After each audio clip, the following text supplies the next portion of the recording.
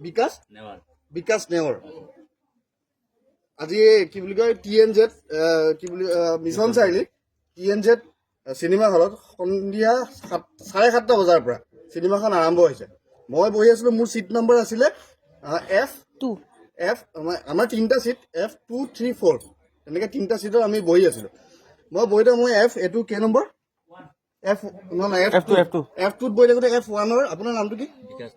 বিকাশ নেওৰ নামৰ দাদাজনে প্ৰায় 1 ঘণ্টা কিমান মিনিট মই তেওঁৰ মোবাইলটো চাই আছোঁ, নটিচ কৰি আছোঁ যে তেওঁ কেতিয়া মানে চিনেমাখন শেষ হ'ব, কেতিয়া মোবাইলটো তেওঁ বন্ধ কৰিব। তেওঁ লগে লগে মোবাইলটো বন্ধ কৰিছে, মই লগে লগে ধৰিছোঁ। 1 ঘণ্টা 7 মিনিট সময় মই থুলমূলকৈ দেখিলোঁ। 1 ঘণ্টা 7 মিনিট সময় তেওঁ ৰেকৰ্ডিং কৰিছে। আপোনাৰ নামটো কি? বিকাশ নেওৰ। এফালে চাই কওক। বিকাশ নেওৰ হয়নে নহয়? আপুনি কিয় কৰিলে এই কামটো? আপুনি ৰেকৰ্ডিং কিয় কৰিছে? বাৰে বাৰে কৈ থকা হৈছে যে ৰেকৰ্ডিং কৰিব নালাগে, ৰেকৰ্ডিং নকৰিব। আপুনি কিয় ৰেকৰ্ডিং কৰিছে? জনা নাছিলে আপুনিও? ইমোচন নাই আপোনাৰ? এইখন জুবিন দাৰ ইমোচন আছে নাই? এইখন আপুনি 1 ঘণ্টা চাবলৈ মোৰ ঠিক আছে, আপুনি চাইছে, আপুনি ৰেকৰ্ডিং কিয় কৰিছে? আপোনাক বাৰে বাৰে চিনেমাখন আৰম্ভ হোৱাৰ আগতেও পুলিচ প্ৰশাসনৰ এজন বিষয়াই তাক কৈছে যে কৰিব নালাগে, এনেই কিবা বেলেগ চিনেমাও কৰিব নালাগে। এইখন জুবিন দাৰ শেষ চিনেমা, একোৱে ৰেকৰ্ডিং কৰিব নালাগে। আৰু চবতকে ডাঙৰ কথা, এইখন জুবিন দাৰ শেষ চিনেমা, আপুনি কিয় ৰেকৰ্ডিং কৰিলে? মই আপোনাক নটিচ কৰি আছোঁ, মই নটিচ কৰা আপুনি মনো কৰিছে, কিন্তু আপুনি মোবাইলটো এনেকেই ৰাখিলে।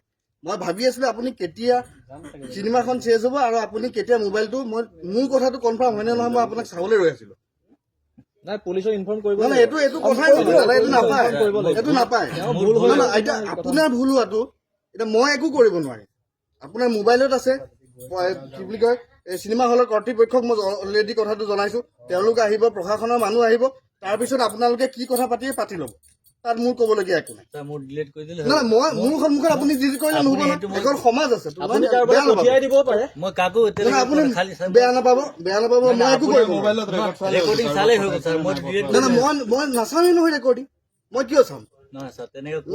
আপোনালোকৰ হলৰ প্ৰশাসনৰ কি বুলি কয় হলৰ কৰ্তৃপক্ষক মাতক, তেওঁলোকে প্ৰশাসনৰ লগত কথা পাতিব, কি কৰে আপোনাৰ ব্যৱস্থা কৰা হ'ব।